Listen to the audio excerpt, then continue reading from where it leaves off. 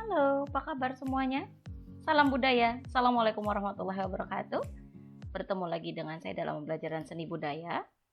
Dalam pembelajaran seni budaya ini, saya harapkan kalian tambah semangat ya. Jangan malah tambah lemes. Ayo, jangan lupakan tugas-tugas yang ada. Silakan kalian segerakan tugas-tugas yang ada. Jangan sampai tidak disegerakan. Oke, seni budaya kali ini di kelas 9 kita belajar seni musik.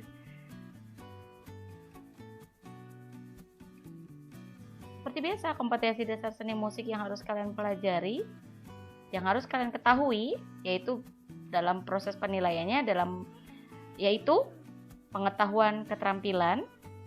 Seperti biasa, pengetahuan dengan KD3, keterampilan dengan KD4. Oke, KD3 kalian harus mampu memahami teknik pengembangan ornamentasi melodis dan ritmis lagu dalam bentuk vokal solo atau 3-2. Memahami teknik pengembangan ornamentasi ritmis maupun melodis lagu dalam bentuk kelompok vokal. 3.3 memahami konsep bentuk dan ciri-ciri musik populer. 3.4 memahami pertunjukan musik populer. Keterampilannya, pada prakteknya saya menginginkan kalian nanti di KD41 kalian mengembangkan ornamentasi ritmis maupun melodis lagu dalam bentuk vokal solo atau tunggal. Silakan nanti pilih lagunya, bebas, terserah. Kemudian 4.2 mengembangkan ornamentasi lagu dengan yang pastinya ritmis ya maupun melodis dalam bentuk kelompok vokal. Jadi di KD 4.2 silakan kalian buat kelompok, boleh menggunakan aplikasi yang ada, boleh aplikasi Semule atau misalnya TikTok. Silakan anak TikTok, silakan berkreativitas, boleh sama saya. 4.3 memainkan karya musik populer dengan vokal dan atau alat musik secara individu. Di KD 43 saya minta kalian bermain alat musik sambil bernyanyi. KD 4.4 menampilkan hasil pengembangan ornamentasi ritmis maupun melodis musik populer dalam bentuk ensemble. Yo, di KD 44 kalian bermain lagi bernyanyi dengan menggunakan alat musik seperti KD 42 dengan menggunakan aplikasi pula. Silahkan, bebas, terserah. Selanjutnya, bab seni musik ini yaitu menyanyikan lagu secara tunggal atau solo. Apa saja sih yang harus diperhatikan ketika bernyanyi secara tunggal atau solo? Ya, saya rasa kalian masih ingat pembelajaran kita di kelas 7 dan di kelas 8. Jangan sampai lupa, sambil dilihat catatannya ya. Tujuan pembelajaran seni musik ini menyanyi secara solo tunggal. Yang pertama, kalian harus mampu menentukan materi vokal yang dimiliki. Kemudian kalian harus mampu menjelaskan dan melaksanakan teknik vokal yang baik. Kalian harus mampu menentukan lagu sesuai dengan pilihan sendiri dan teknik vokal yang baik tentunya. Kemudian menentukan penampilan yang baik dalam bernyanyi solo tunggal, melatih dan menyanyikan lagu yang sudah disiapkan oleh kalian. Dan jangan lupa improvisasi. Ingat kan improvisasi itu apa? Improvisasi itu adalah segala sesuatu yang kalian lakukan secara tidak sengaja. Spontanitas, hampir mirip seperti itu. Oke? Apa sih bernyanyi itu? Apa itu bernyanyi? Ayo. Apa ya bernyanyi? Bernyanyi adalah melantunkan suara dengan nada-nada yang beraturan. Ayo, ingat ya, yang namanya bernyanyi itu melantunkan suara dengan nada-nada yang beraturan. Kegiatan bernyanyi ini sudah sering kita lakukan. Semenjak kita mendengar adanya lagu-lagu yang enak, pasti kita tanpa sengaja akan mengulanginya itu. Lagu-lagu ini biasa dibawakan dalam keadaan senang ataupun sedih, ya kan? Berdua dengan teman ataupun sendiri. Bisa Bu nggak nyanyinya bareng-bareng tapi dengan nyanyi lagu yang sedih? Boleh, bisa saja. Namanya bernyanyi. Ayo, siapa di sini yang suka nyanyinya ngasal? Berarti itu dia bukan bernyanyi ya, mengejek namanya. Oke, di sini yang namanya bernyanyi itu sesuatu yang lumrah ya, yang sering kita lakukan. Oke, jadi ya kalau udah tahu makna bernyanyi itu, kalau memang bisa bernyanyi, silahkan kembangkan kemampuan kalian. Jangan malu-malu, jangan takut-takut. Oke? Beberapa jenis penampilan dalam bernyanyi. Bernyanyi itu dapat kalian lihat kan, penampilan-penampilan para penyanyi itu sering kali kita lihat. Yaitu di mana? Di rumah dengan televisi, ya kan, bersama keluarga kita. Kemudian di panggung secara langsung, artinya dengan on air atau off air gitu ya. Bener gak? Kalau off air kita bisa tonton di TV dari rumah.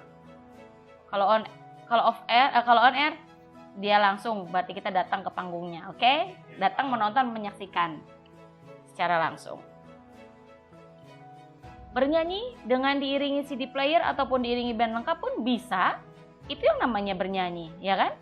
Di sini yang tadi saya sudah katakan, yang namanya bernyanyi itu bisa secara langsung kan? Nah, ini karaoke seperti yang dilakukan oleh anak perempuan cantik ini satu dan kemudian sekelompok orang sedang bermain band. Silahkan. CD player yang tadi yang digunakan oleh Ade ini pun bisa dipakai ya. Kalau kata kita karaoke. Oke, bernyanyi juga dapat dibawakan secara bersama-sama lebih dari 2 orang. Ayo, masih ingat gak? Apa coba? Apa yang dimaksud dengan bernyanyi secara bersama-sama? Lebih dari 2 orang. Apa coba? Apa? Paduan suara? Iya, betul. Sip. Hal-hal yang harus diperhatikan ketika akan bernyanyi solo atau tunggal, yaitu kalian harus mengetahui materi vokal yang terdiri dari warna suara serta wilayah nada. Kemudian teknik vokal, bagaimana sifat bernyanyi, pernafasan dalam bernyanyi, resonansi, artikulasi, serta pressuringnya. Oke.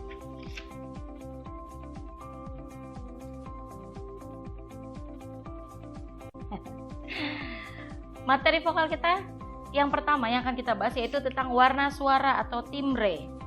Di sini warna suara itu merupakan perbedaan ukuran pita suara yang dimiliki antar manusia sehingga dapat dihasilkan warna suara yang berbeda. Oke. Dapat menghasilkan warna suara yang berbeda itu disebut dengan warna suara atau timbre ya. Di sini tuh seperti yang sudah kalian baca ya dari minggu lalu, bahwa bunyi getaran itu sudah pasti dimiliki sudah pasti manusia beda satu sama lain. Oke, perbedaan ukuran pita suara yang dimiliki antar manusia sehingga dapat menghasilkan warna suara yang berbeda itu adalah warna suara. Oke. Tidak ada yang sama. Kalaupun ada yang sama, pasti dari masing-masing orang itu memiliki ciri khasnya. Tidak mungkin ada yang sama plek ketiplek. Oke. Kemudian kita akan saksikan video berikut ini. Sudah siap ya?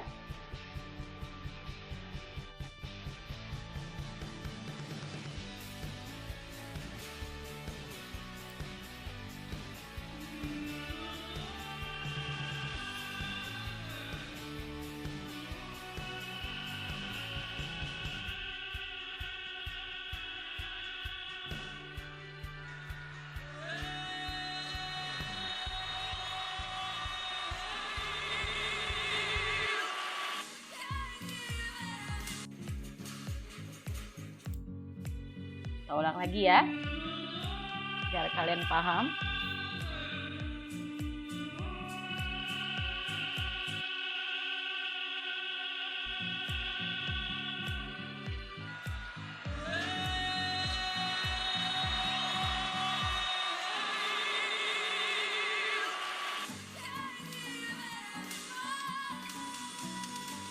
Ayo, siapakah mereka?